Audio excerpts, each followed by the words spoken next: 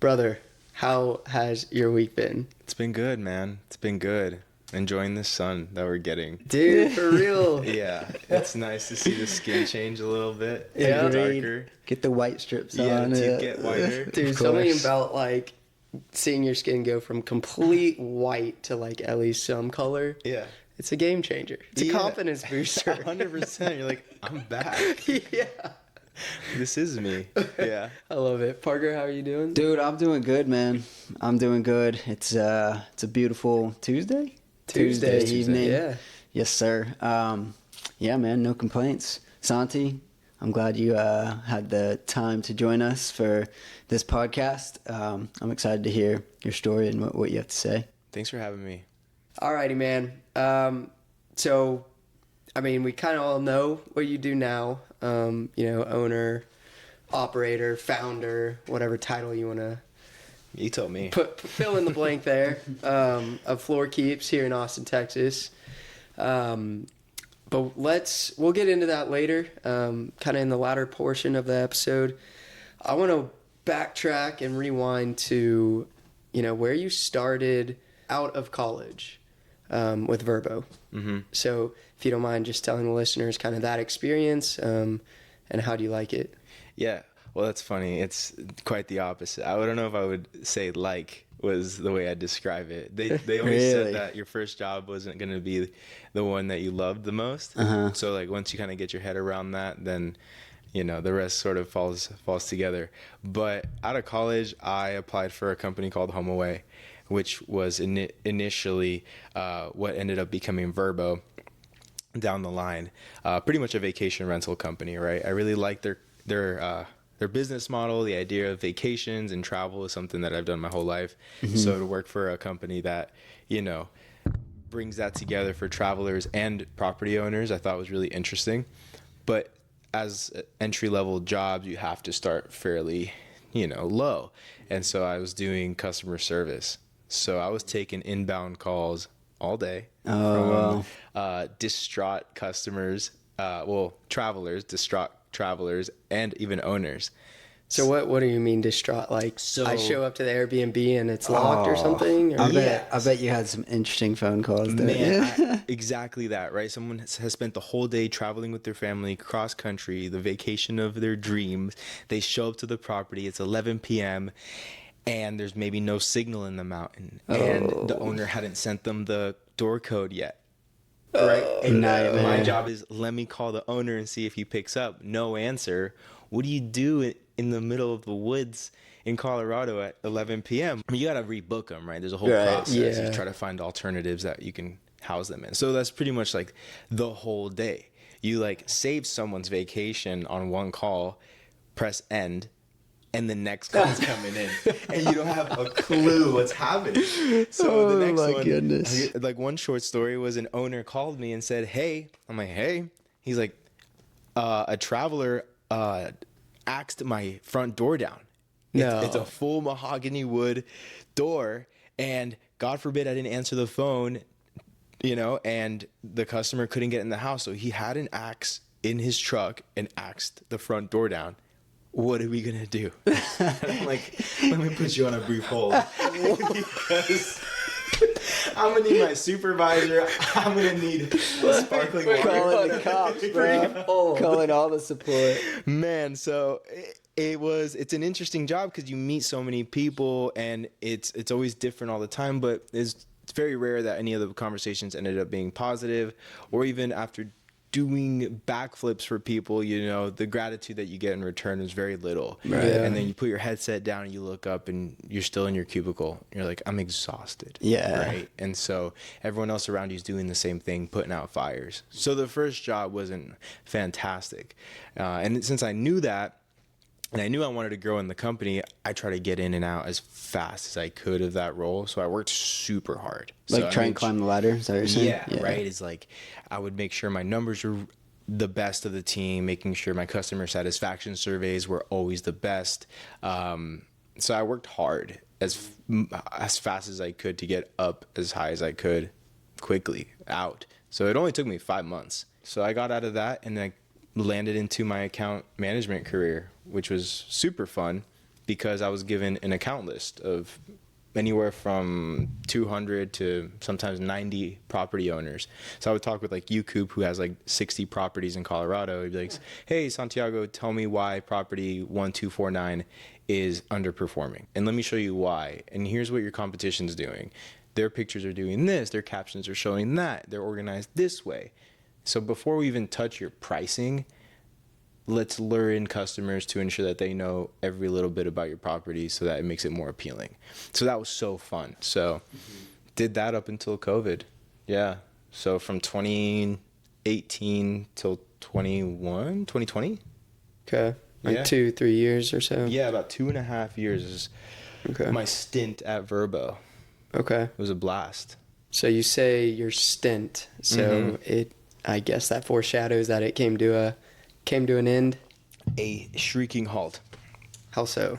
A shrieking halt. Well, COVID, right? The pandemic hit.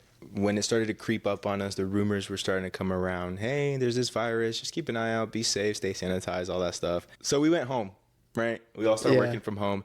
And COVID got so bad, you had to stay home. So no one's traveling. No one can travel. Owners are upset. You know, they put in a lot of money to invest into these properties, these vacation homes. It's their livelihood too. Sometimes like that's their full-time job. Sure. So when they're suffering, I understand that the sentiment is a little bit sensitive at times. So my portfolio started to plummet.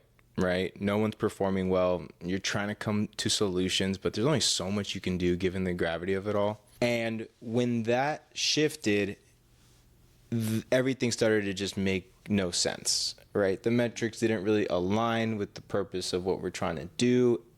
Whether I agree with it or not doesn't matter, but at the time, I didn't find alignment or belief in it. I'm working from home. I felt like I was back in customer service. Everyone's mad all the time. Yeah. There's no social interaction. You're alone. So you just grow frustrated. And when you find little to no motivation at times, that can lead to some unhealthy habits.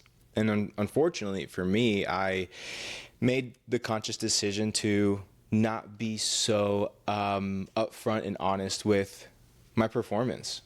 And with that, it led me to very poor habits and a poor mentality.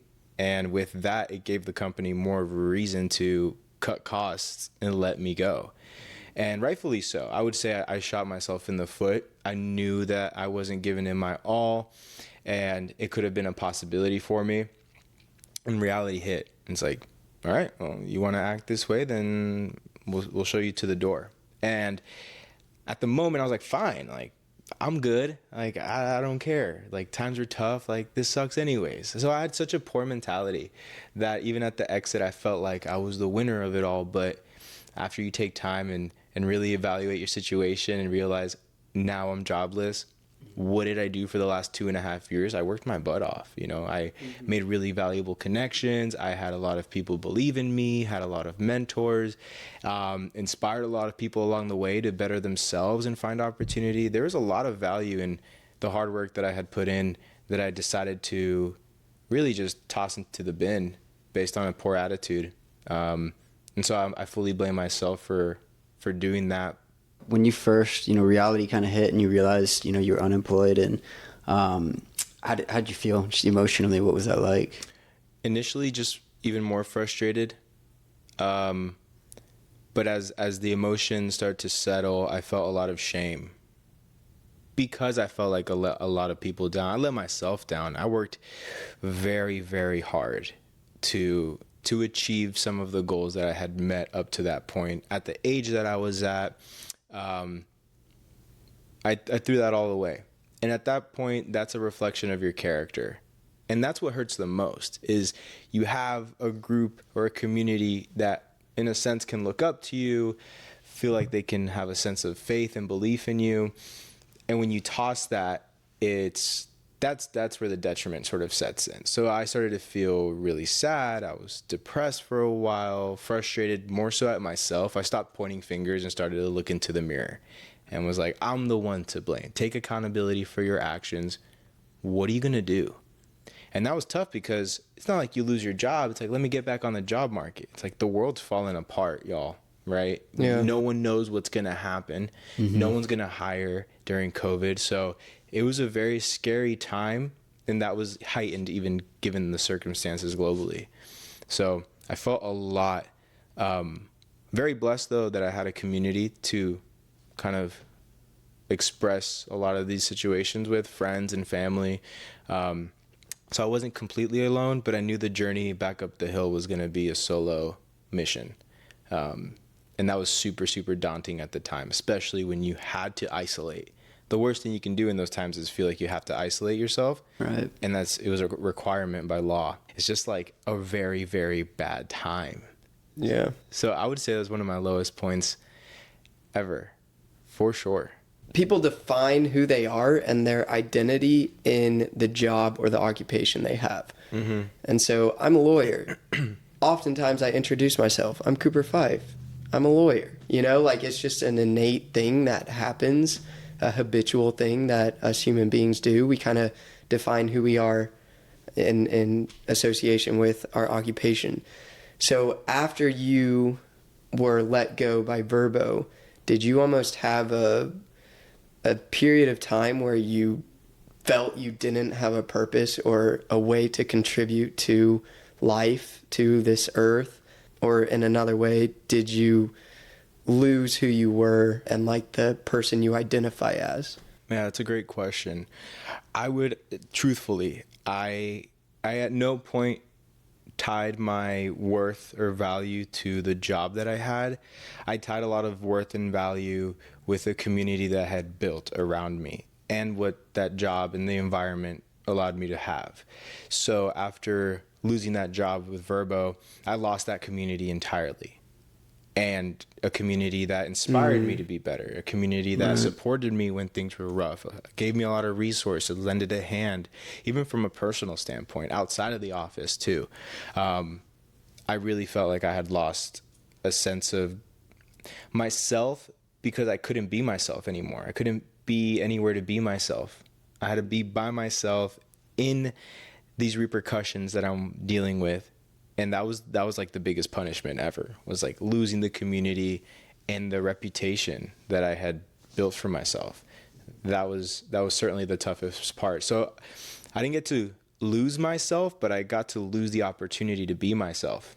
At this point, when you were in a position where there was a lot of unknowns, you didn't really know what the next move was. COVID was happening. What did you lean on during that situation, during that time? Did you lean on people or some type of, I don't know, exercise, whatever it might be? Is there something specific that really helped you kind of during that time? Yeah. Unfortunately, I was fueled by a lot of anger and frustration. At times that can be a healthy thing because it can lead to action more quickly. And what I mean by that is through the frustration and anger that I felt in regards to my situation, just kind of blaming myself, I was going to the gym a lot more, releasing a lot of those frustrations, getting healthier. It made me more adamant to apply to the next job and get that value back. And if I'm not gonna be able to showcase that here, I'm gonna take that energy and that potential somewhere else where I feel like I will be valued. So it allowed me to take action a lot quicker. I was taking courses online, taking like certifications, just really being proactive during the downtime. So that's what I was doing from a personal standpoint. But when I'm off the clock, my roommate at the time, who's one of my best friends, Carlos, was there to help me through the rough times too. Luckily, my parents live in Austin, so I was able to lean on them during this rough time as well. So I am very lucky and blessed that I did have resources around me to help support me during those insecurities, during the frustrations of it all, but even there to support me into believing that the next job can be even greater for me. So I try to shut that door as quickly as I could and not sulk in it as long as possible.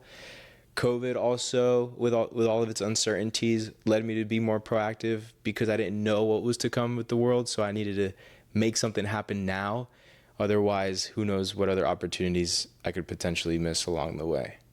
Yeah.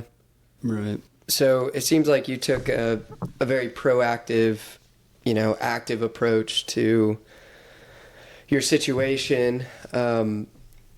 For someone like, and it was fueled out of anger, you said, for someone who might not have that exact same reaction, if they were fired, and instead of being fueled by anger, maybe they're being fueled just by sadness, or loneliness, isolation. You said you were very isolated. What kind of things would you recommend for someone who is just kind of in the slumps, not fueled by anger, but more just, what do I do with my life? Yeah. And who do I go to if they don't have that community? Right. I think, and that's a real thing, right? Everyone's circumstances and reactions differ greatly from one another. But I would say that the important thing, and it's funny because people say not to dwell too much into the past, but I think it's important to tap back and look back into the moments where you found happiness, where you felt achievement. That can be fueled through, I don't know, fitness, but speaking professionally about maybe losing a job, or something that you worked so hard for that is now out of your control and completely out of your hands. Look back at what got you there in the first place, right? That person inside of you still exists. That's just not completely removed, and that's just an old part of your life. Like, that's still you. So it's important to feel. It's important. It's okay to be sad. You should be sad. Take that time to feel everything, but be able to look back and tell yourself, well, I was successful before. I can do it again. So that's the biggest thing, is this whole life isn't something to be to forget about. It's something to learn from and then apply. So I'm always thinking about who I used to be or the things I was doing well in the past. And that kind of fuels me to where I am now. It keeps me motivated. It keeps me inspired because I don't lose that. That's always been me. So to someone that's felt like they've lost everything, I know what it feels like to be on the top, because you can get there again. And even the heights can be even greater next time. My biggest thing is to allow yourself to be surprised. Because I'm sure that at some point in your life, I'm sure y'all too, you've gotten maybe an opportunity in school, at a job, or even a moment of achievement that may have partially surprised you.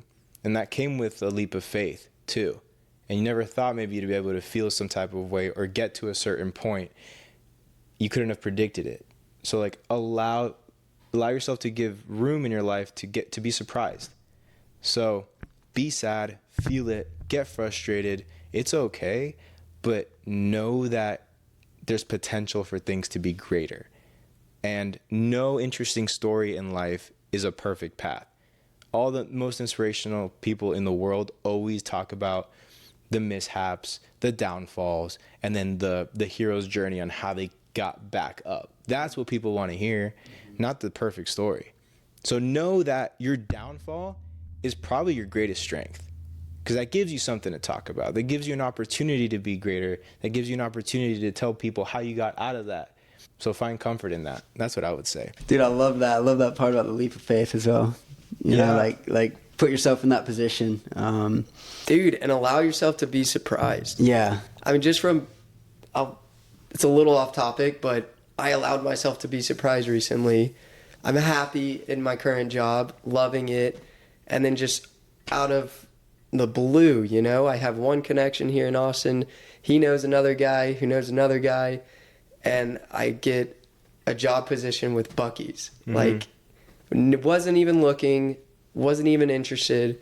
And then it just popped out of the blue. And like, it 100% surprised me. Yeah. But it goes to what you were saying, that, yeah, you can be comfortable in your current situation, but there might be, and likely is, a higher mountain you can climb. Yeah. And it's not like you're coming from a place where you're ungrateful for what Absolutely you have, not. right? I think in your situation, your opportunity came from joining a run club, right? Yeah. And I'm sure at some point prior to joining that run club, coming back to, in theory, a new city, coming from Houston back to Austin, you might have been nervous going into it. Yeah, Like, what's good this going to point. look like? Who are these people? I have to start new relationships. Will they like me? Will I fit in? That's scary. That's that leap of faith. Like, that's that gap where you're allowing yourself to be surprised. At that point, it was from a fitness standpoint and building a community, but the surprise really was the fact that professionally it can lead you to something greater too, without even your intention being that. Yeah. So it starts with the smaller things, because then it can become something They compound huge. on top of each other. You just don't know. Yeah. So the smallest things, like if someone's sad and they're like, do I go to the gym? Will people look at me differently? Like, you go to the gym, you start feeling better about yourself. You start getting more fit. You start getting healthier. But then you might meet the love of your life at the machine next to you, who's also feeling a little insecure about being there. You guys hit it off. And then the rest is history, right? So you never know. You hear that all the time. Like, I met my loved one, you know, my spouse, from that one decision to go to that one thing. Yeah. I really didn't want to go. Yeah. You did not want to I didn't want to go. Best But, decision of your you life. know, I had to be an extrovert for 15 minutes and go. Yeah. So don't forget what you're capable of. It exists. And that's it. It's there. Amen, man.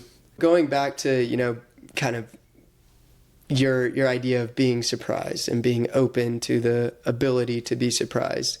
I mean, you're let go from VRBO, you're jobless during COVID, no one's hiring, you can't even walk within 6 feet of someone else. What'd you do? You had to make money, you had to make a living. Right. How did you support yourself? Yeah. Reality hits, right? You know, you got to live, you got to make money, put food on the table somehow. So immediately I just went to LinkedIn, and I took all that energy and started to apply for jobs and companies that kind of inspired and sparked my interest. Initially, like with VRBO, I love to travel. So I was like, you know, a travel company, perfect. And then I also thought about other cool companies like Spotify, love music. DoorDash, love the concept. How do they execute their business models? Even Chick-fil-A, like there's someone to admire, like from a corporate perspective, from top to bottom, like they are flawless. Like I would love to be a part of that and figure out the formula to what makes these companies so likable and successful, right? Yeah. So that was super fun. I started to apply for new jobs, go through interviews and all of that. But of course, how am I going to get paid in the meantime, right? I still need to put food on the table. For those that are listening, my father works in the fresh cut industry, fresh cut flowers. So he imports flowers in from South America and distributes them to supermarkets across the states.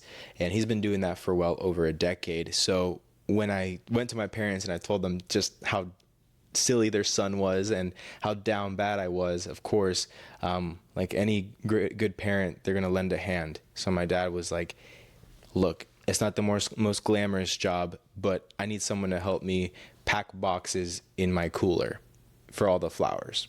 And I'm going to pay you X amount per week while you go through the interview process and find a new job. I was like, for sure. Right. Keeps my mind busy, keeps me out of the apartment, all of that.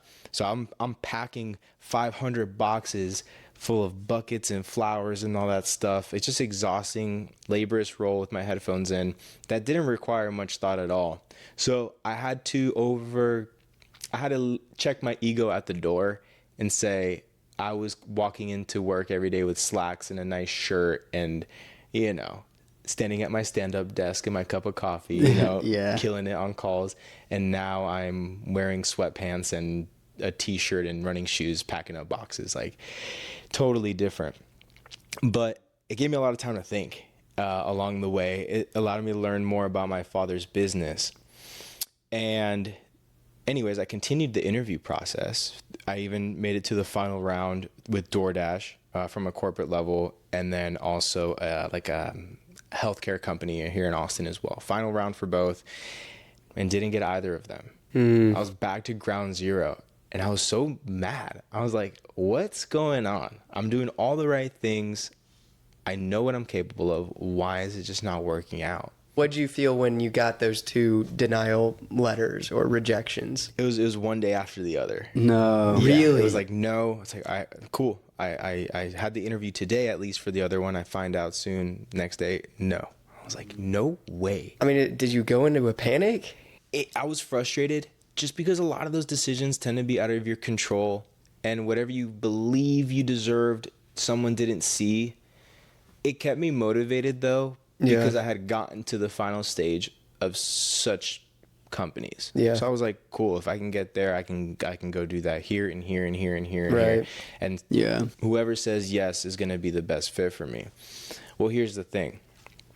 When I got told those no's, I wanted to just take a break for a moment because I put in so much energy for these interviews, prepping, doing all of these case studies for them and presenting and all of this stuff. I didn't want to jump into that so quickly.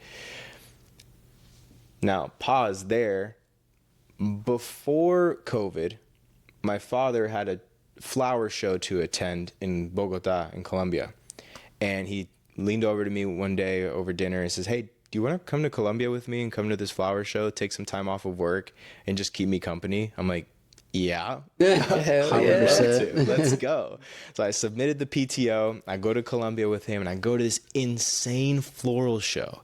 I had no idea the flower industry was the way it was. You walk in, there are hundreds of growers there showing new breeds and hybrids and different things you can do with flowers, colors, sizing, textures, everything. It's insane. So then fast forward to today and age, I'm jobless, got 2 no's. It made me think about something I saw at the Flower Expo. And it was these things called preserved roses. And these were real roses that are cut when they're at their perfect size. And then they're fed a preservation formula through the stem, which allow them to keep their look and feel for over the course of a year or 2. And I was like, yo, that's fascinating. Yeah. At the show, I told my dad, I said, Dad, you should pitch this to your stores. He's like, I'm not really here for, novelty items. I, stick to the mission. I was like, cool. So I grabbed the card anyways. So when I got told the no's, I went back to my dad and I said, yo, what do you think about those roses? And he was like, why don't you pitch it? So I get in touch with the farms. I order samples of this stuff and I bring it in, and my dad set up a meeting with one of his buyers who has like the purchasing power for the florals for one of the supermarkets.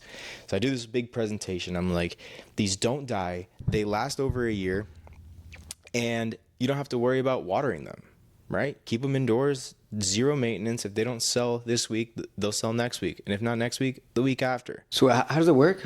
Can you give a little more details? Because I know you preserve them in a certain way. Yeah. But what exactly do you do? So He doesn't want to give away his I'm not gonna. Okay, yeah. I don't want the sauce. secrets. I don't want the secrets. But it's big picture. It's an absorption process. Okay. So everything like flowers do, they drink water. In this case, they start drinking that formula, which replaces the water and the sap inside of the plant.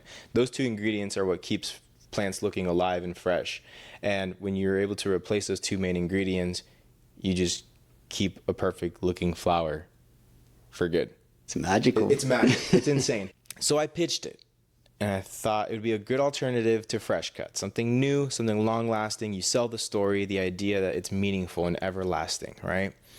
And they bought in. And they said, put them in all the stores. And so at that moment, I knew I was onto something. Do I continue this and just leave corporate, or take a leap of faith and get into entrepreneurship? Build a website, build a brand, build a company, do the LLC, like all of that stuff. Like, what is it going to be? And at that moment, during the height of COVID, screw it. Like, what else is there to lose? Like, what else is there to lose? If this doesn't work, I tried it. Oops, But at least we got some sales happening with the supermarket. So that's certain. There's money coming in. Yeah. So I am doing something, and something that got accepted, right? And then kind of the rest kind of is history. So let's go back to that moment. Was there a moment where you're like, you know what? Screw it. I'm going to do it. Do you remember a specific day, and what was the emotions like during that time? It was an interesting emotion. It was excitement, but also frustration. Oh, frustration. Yes, because I got the yes, and I'm like, right. Great. Thumbs up. That's Yeah, awesome. Positive. But on the car ride home after the meeting, I'm with my dad, and I'm just quiet. And he's like, what's wrong? He's like, how could you possibly be upset? And I was like, look, I'm grateful for it, but this isn't the direction I'm envisioning this company going. I don't want to just sell to supermarkets. Like I want more out of this product. I want to present it in a different way, not just end game, leave it at a supermarket and that's it. So it was a battle between, is this the route that it's going to go in, or do I have potential to somehow showcase this in Austin, Texas, but in a different way? Make it applicable, make it engaging for consumers, like B2C, not necessarily B2B business. So I was feeling gratitude because we're bringing money in and that's cool, but I wanted to build a brand. I wanted to build a sense of loyalty. I wanted to make fans, and I wanted to get people excited about this product. And the frustration stemmed from a place of not knowing how or where to start. So I found a sense of motivation again, because what was new to me was entrepreneurship. Mm-hmm. I'm online all day looking at what competitors are doing, what websites are cool. What am I going to name this company? Right. Yeah. So what did I do? I get back to Austin, and I have a cousin in Miami who works in business development and consulting, right? So I'm talking to him about what I'm doing, and he said, you should meet my buddy. He's into branding and marketing and all this stuff. Come on to Miami, and let's all have a meeting and talk about what you want to accomplish and see if we can wrap our heads around a brand or a name or something. I have this meeting. We all sit down. We all talk about it.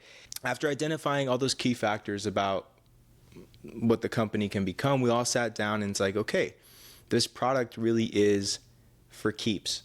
It lasts a long time, but the consumer receiving that is going to receive it for a really long time. And I came up with this model that I wanted all my flowers to be sort of limited collections. Not any piece that we make is going to be the same as the last.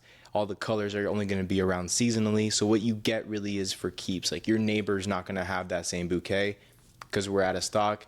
That was a collection back in 2020 something. Yeah, and cool. So like it gives you that exclusivity aspect of it too. And we came up with the first name being Flor, Flor. In Spanish means flower. In English, flor has like a connotation with floral, florist, so flor. And we decided to use that name or that word to connect both English and Spanish speaking consumers, right? You speak to Spanish speakers like flor, flower.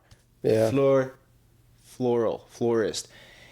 So we came up with a pun in a way, Flor Keeps. What you get is Flor Keeps.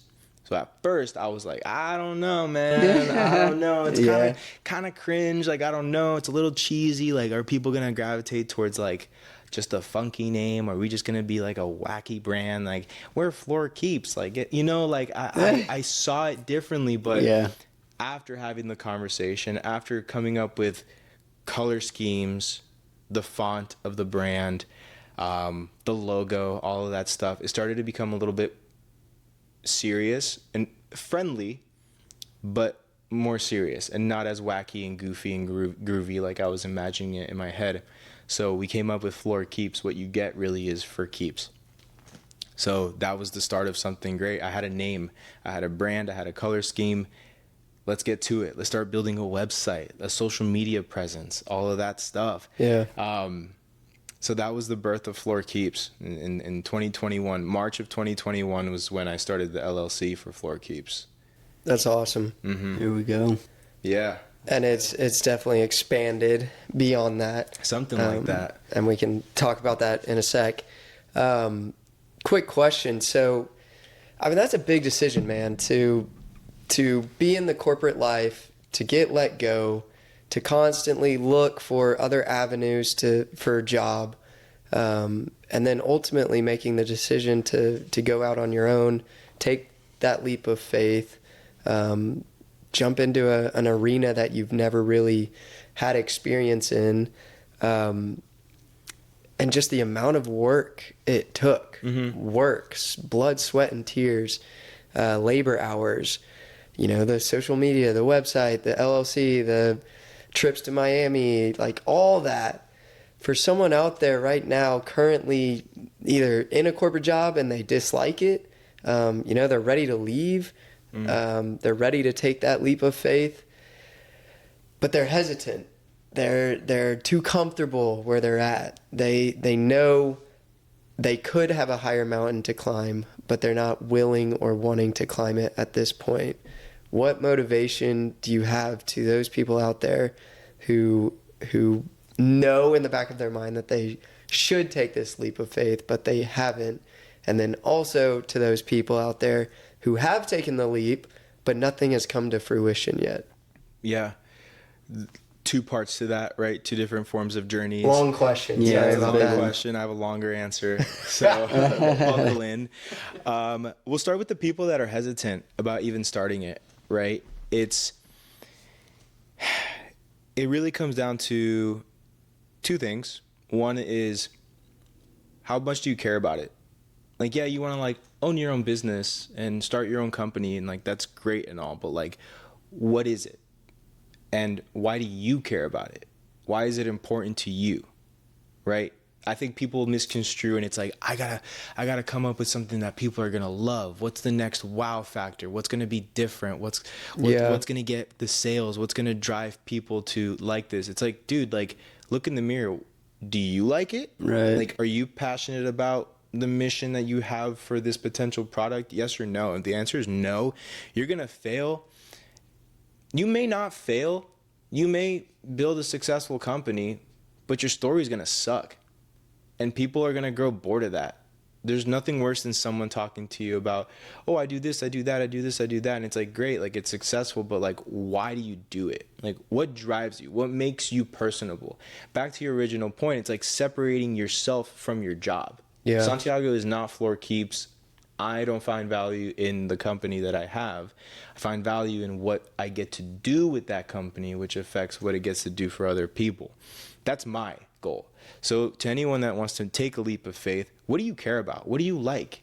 Is it travel? Is it food? Is it alcohol? Is it coffee? Is it fitness? Is it clothes? Is it design? Is it movies, music? There's people have interest, right? There's no way no one doesn't have an interest. Look into your interest. What makes you happy? What gives you a sense of support and ease? Tap into that. Ask questions about it. And then so like you start to answer a lot of questions about your interest, and then you can start to build something around that. So number one, don't get into it if you think it's just like something that's going to make you money. Number two is you're supposed to fail. Be flexible with the goals, because what initially starts with one thing can shift into another thing, but that's not a bad thing, because if it shifts into the next thing, you can still apply your drive and your passion to that transition. And I'll give you an example, like Amazon, right? It was a platform initially where it was just focused on books, just books, Kindles, the largest platform for online books, and now it's what it is today. So there's shifts that happen, but it's because I believe the passion behind serving customers is what led them to find new avenues and to be more successful with their brand. Good. That's how to good. leverage that, how to leverage Right. change, and how to be flexible with change. And this may not apply to everyone, but like my why behind it all is because I want to build a cool story for my kids someday.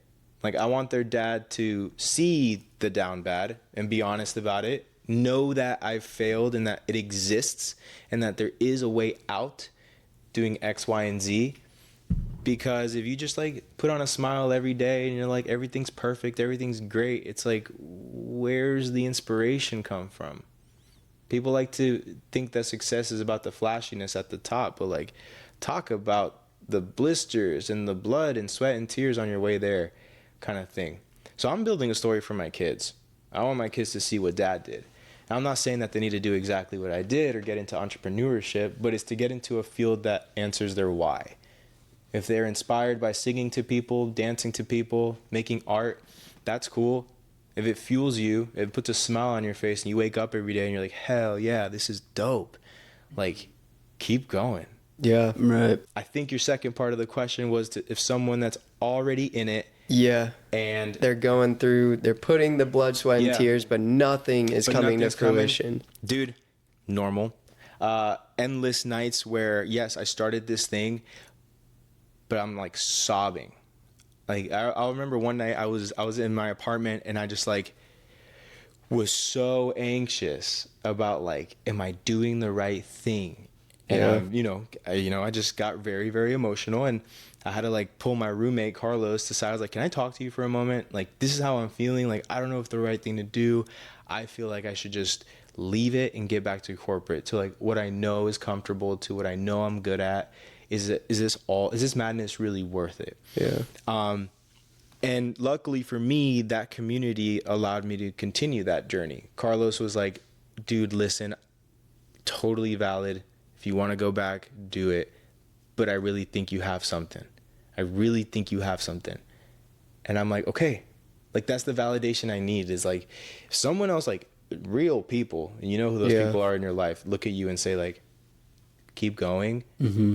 It's because they already see the inspiration. They're inspired by you going through it. So like, keep going. Like, keep going until like whatever wall you hit, if you hit any, keep going. People try their luck all the time, fail, and then create something new, and they get it that second time.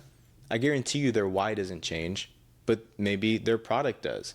Take the product, but apply you to it. Yeah, I like that. Is there any like specific like action item that you would recommend, like actual like physical action item, when they might be in that dark place or that position where they feel like they want to quit? Go on a walk and like leave your phone. Don't even listen to music. Just go on a walk and observe. Just take in everything that's around you, whether it's a trail, local food trucks, the biggest skyscrapers downtown. Just think, just see what other people are doing. Gain inspiration about, like I said, get inspiration from the things that excite you personally. That's the thing about life. Like, there's so many surprises. Like, what's next? Well, let's find out. It's all about the journey. Let's go. Dude, it's all about the journey, dude. The top is like, for what? You're there, and maybe that's like retirement. That's what I'm thinking. The top's retirement. Family, seeing everyone else be successful, like, that sounds like a good deal. So I would love to hear a little bit more about like where Flor Keeps is today, and kind of like what that process looked like in the last, couple years. Yeah. When I started Flor Keeps in my dad's floral warehouse. And he had a little office space, tiny little rundown, outdated office space, where I would just plant my computer, work from there, and have all my samples around me, figuring out how the hell am I going to get this rose in this pot, and who's going to design it, and where am I going to send it to, and who's going to buy it, and what's going to go on the website. So as that's happening, one morning I get to work, and the whole office is flooded. No. A pipe burst above the ceiling, and I look, all the samples are ruined, everything, computer done. It could have been a moment to like stop everything. Yeah. But it was a good opportunity then to renovate the whole thing and create a real showroom. Make Flor Keeps an actual floral shop on Google and on Apple Maps, and have a place where I can maybe put my business on DoorDash. Funny enough. Yeah, full circle there. Full circle. I was like, There what if we I go. put Flor Keeps on DoorDash? And so about a year and a half down the line, with the supermarkets and now a tangible store, we're starting to get some traction, more or less. And we were at a point where we could afford the lease there. And the lease was actually ending where we were currently at. So we said, screw it. Like, let's occupy that space.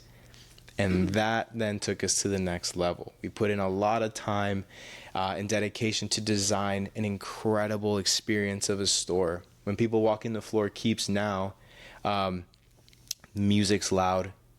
The colors are vibrant. There's so much going on. There's over 300 bouquets in your face. You look to your left. There are these floral paintbrushes that you don't even know how they even got there. And then you look up and there's a ceiling of flowers. There's so much to take in. You already forgot what you just walked out of.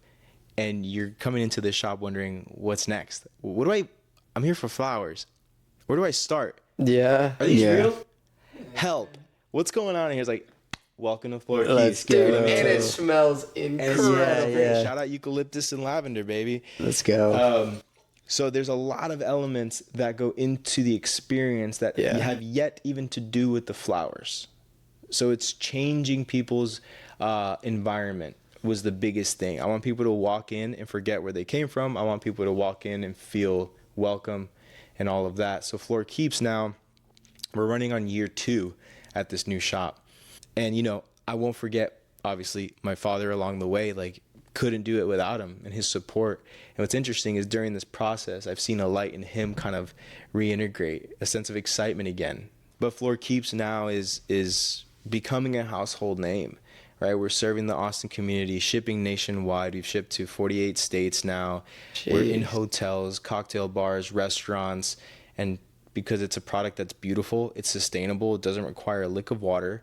And we work with a nonprofit too out in Africa, where they build wells and drinking water for communities.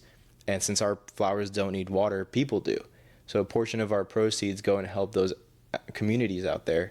And we've supported maybe over 1,000 people with access to drinking water for the rest of their lives. So it's been a hell of a journey, man. But still the fulfillment remains the same because the why hasn't really changed. Mm-hmm. I meet new people every single day. The most fulfilling part of the job is the people that you meet and learning about their intentions behind why they're there. Mm-hmm. Being tired is normal. Having a bad day is normal. But it's the people that make it all worthwhile, truly, because they tell you what it's meant to them. Yeah. You're like, cool. Thank you for that. It's amazing. That's awesome. It is awesome. You know what's amazing, man, is you put yourself in a position to be surprised by getting on that plane and going to Colombia and exploring and picking up that card. And this all would have never happened if you didn't do that. That's pretty amazing. It's crazy. So you definitely were not prepared for this question. Okay. But I'm curious. So I know you're a man of faith.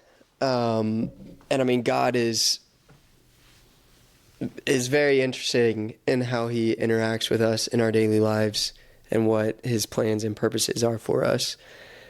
Oftentimes, we have to go through something bad, go through, a loss, go through a tragedy, go through losing your job, in order to grow from it, in order to, be in the moment, grieve, whatever emotion you need to feel, but ultimately set you on a new path forward.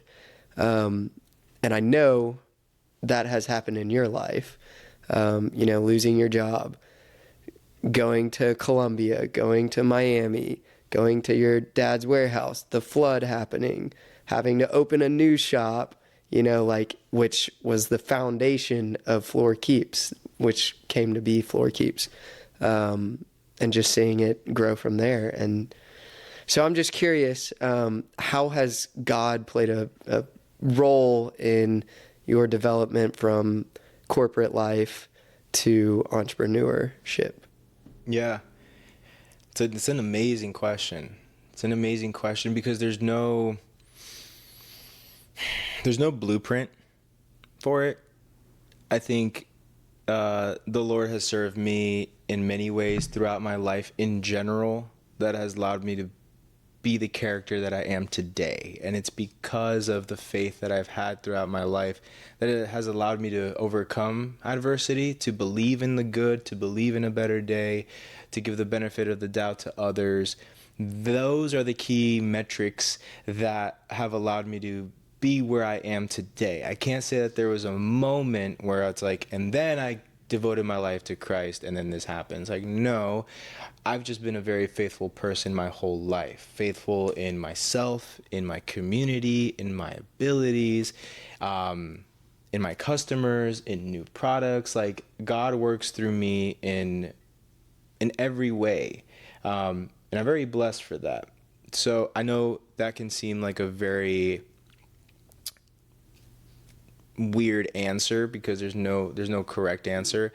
And to even the viewers that may not be faithful, who may not have a sense of relationship with any type of religion, the only thing I would say is find the good in people, find the good in yourself, and just think positively. I think that's the only thing that can lead you to a form of success, whether it's personal development or professional development, is have faith.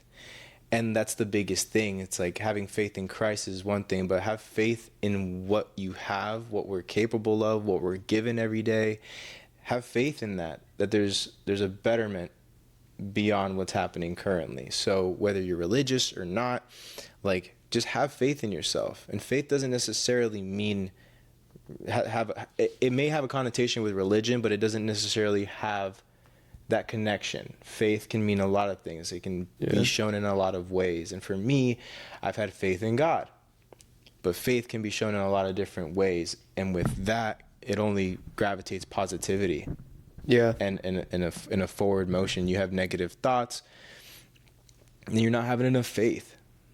I love the term or the phrase, faith is unseen evidence. If you have faith in yourself, you are seeing goodness in the future for yourself. If you believe in yourself, if you have faith in something that you are going to do, you see yourself achieving that. It's true. It's like you're just Let's go. You're just I liked it. Yeah, I love that, dude. Yeah. Have faith in yourself. Have faith in the process. Have faith in people. Have faith in your product, in your business, and in your goals. That's what makes you believable, but also inspirational. One thing I just want to ask, bro, like, for this entire experience that you've had, this journey, what would you say is like the biggest lesson that you've learned, just overall, big picture? It's a huge question, man. Yep. The biggest thing that I've learned, it kind of goes back to what I was initially saying, is like having just good faith in people. The thing that keeps me going, really, like, it's a great business idea, sure, but it's my customers. Yeah. And that's your why. That is my why. It's like, it's those shifts about their whys affect my why. It's like they come in for the first date, the anniversary, the sorry flowers. There's one story, I told Coop this at dinner the other evening. It's I was sitting at my desk, and I have like security cameras outside, and I have a screen and a monitor, and it shows me who's pulling up and stuff like that. And I saw a car pull up, and a gentleman gets out from the back seat, and he has like a walking stick. Clearly blind, but like not just blind, fully blind. This man walks up to the side of the building and is like touching the wall as he makes his way into the front door. And I'm thinking the whole time, this is going to be interesting. What is a blind man walking into my flower shop? How did he get here, etc.? Like, what? I get here, I introduce him. Hey, how you doing? Good. I need two red roses and 3 yellow roses. Is that something you have? Yes, sir, I do. I do want to be clear that these are preserved roses. These roses are going to last you a year without any water. And they're real? Yeah, absolutely. They're 100% real. He's like, do you mind if I feel them? I was like, of course. So I unbox one and I take one out. I'm like, here. And he's like, that's incredible. Wow, that feels fresh. I was like, yeah, it's just preserved. So no maintenance at all. He's like, that's incredible. I'll take it. I'll take the 2 and the 3, please. Absolutely. So I check him out. And he's using his accessibility features on his phone to call an Uber back. And so he's doing his thing, and it talks back to him saying, your Uber will be here in 9 minutes. He's like, all right, I have 9 minutes to kill. And I took an opportunity to just ask him, like, what's your name? His name is Ben. I was like, Ben, nice to meet you, Santiago. If you don't mind me asking, what's one of the biggest things you've learned in your journey of blindness? And he was like, the biggest thing I've learned since becoming blind was that now I really get to see people. I get to see people for who they really are. Yeah. When I had vision, I was easily distracted about people's appearances, how they looked, how tall they were, what they were dressing, where were we standing. But when I'm having conversation with people, I hear their souls.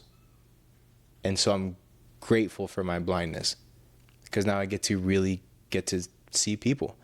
And that hit me, man, because we get caught up on so much every day with the senses that we're provided with. What a blessing. And he's restricted from one of the ones that maybe we could fear the most not having. And yet he has access to some of the most beautiful experiences too.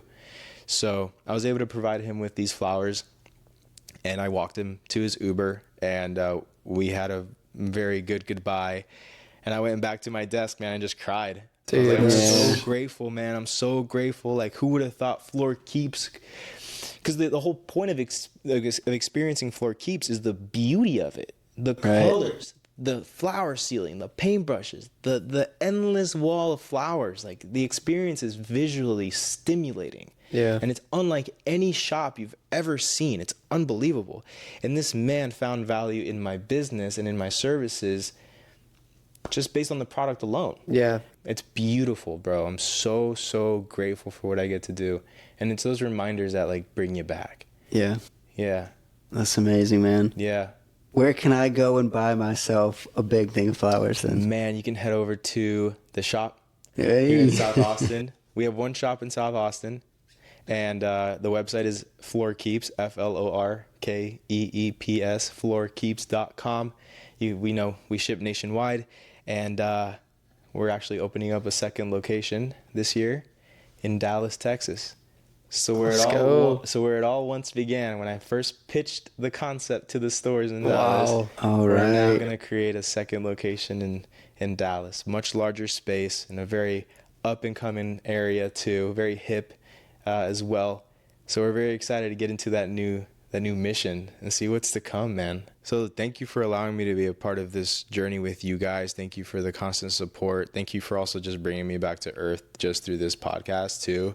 Just talking it out also gives me a sense of gratitude and bringing me back to my why. So I think what you guys are doing is so important for the guests, but also viewers as well. And if anyone has any questions, please reach out. I'm happy to help. I love helping people, answering questions about these flowers and my journey too. Yeah. Well, your journey is definitely one of inspiration.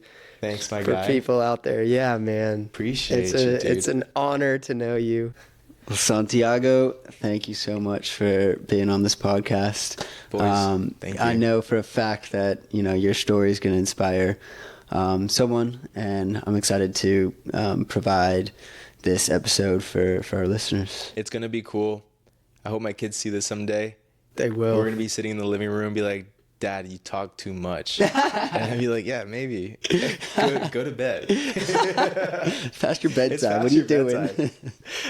I love it. That's awesome. Watching on their like portable whatever we'll have in the future. I pulled it up Yeah. on my hologram, Dad. And actually,